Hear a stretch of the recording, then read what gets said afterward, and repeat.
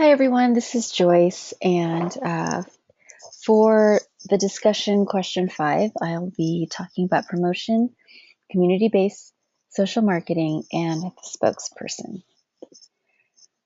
The questions that I'll be answering is why is promotion important? What is community-based social marketing? And does a spokesperson matter? And remember in previous weeks, we've talked about the 4 Ps of marketing.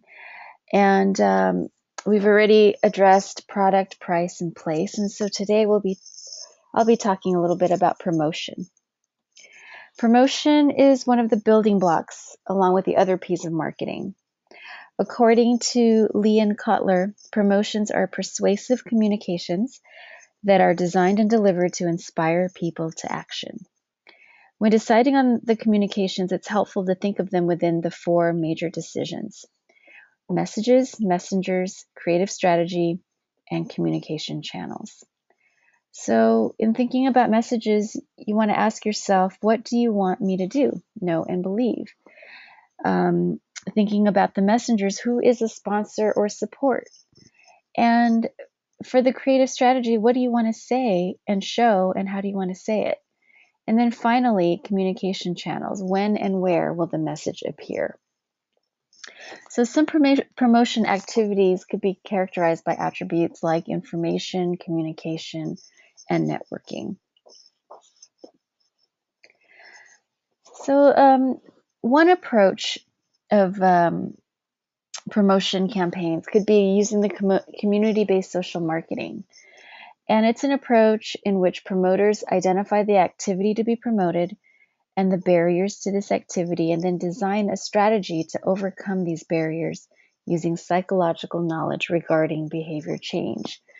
And the reason why this approach is preferred by many is because widespread behavior change leads to sustainability. And so if you're looking for a sustainable activity, it might be good to consider using a community-based social marketing approach. This 5-step approach is one, to carefully select an activity to be promoted, identify barriers to the activity, design a strategy to overcome these barriers when possible, pilot the strategy with a small segment of a community, evaluate the impact of the program once it's been implemented across a community. So in my campaign that my group is working on is to reduce child marriage. So let's say we wanted to apply this this community-based social marketing campaign in reducing child marriage. And so we would choose the activity. Girls stay in school. And so that could be the activities, and identifying the barriers. We know that there are cultural and religious attitudes that serve as barriers. So one strategy could be to show the link between education and an increase in family resources.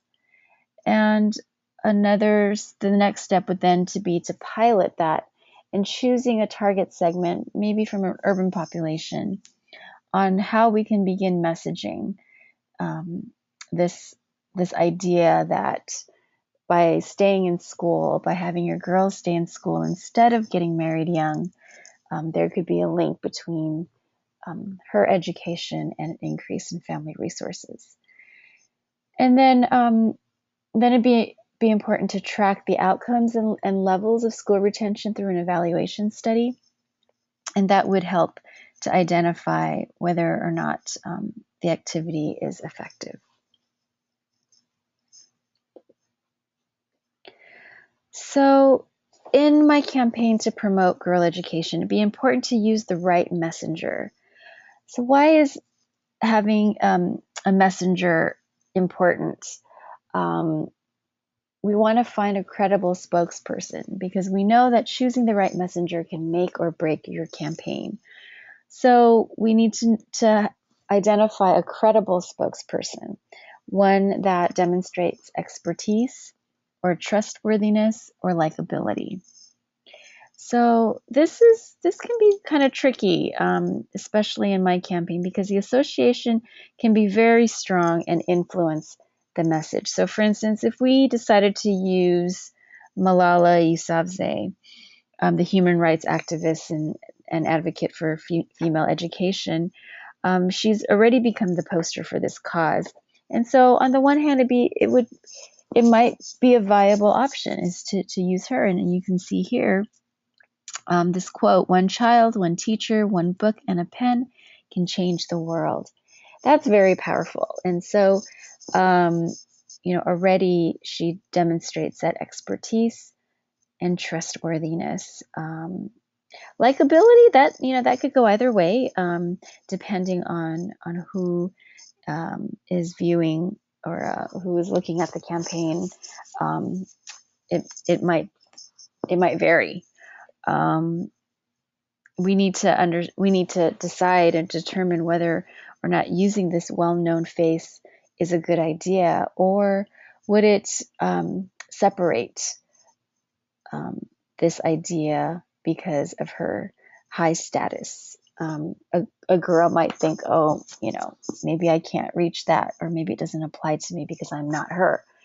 Or on the other hand, it might be inspiring. So it's important to consider the image, the spokesperson. Here's another example. Jennifer Aniston. Okay, so here's the message of drinking smart water, right? Or maybe drinking more water or drinking more smart water. But so here's this image, and what would you say would she represent? What is her as the spokesperson? How would that be effective? Was she chosen because she's an expert on water? Well, maybe. Or maybe she was chosen for her likability factor, America's sweetheart. So would you say that she would be a trustworthy spokesperson for this campaign to drink more smart water? Who knows? But she has been used, and her face has been used. She's showing that she's endorsing this product. So the associations, we can make some associations from her as this celebrity and drinking smart water. So another thing to consider is the use of media and technology. Communication channels or media channels can be described as mass, selective, or personal. And we know that the use of media and technology has allowed for faster and effective communication, especially to the masses. And we may decide to use media and technology because of its flexibility and dynamism. There's a relatability, right? We could reach out to the consumers more quickly, and there's more of an opportunity to interact with them.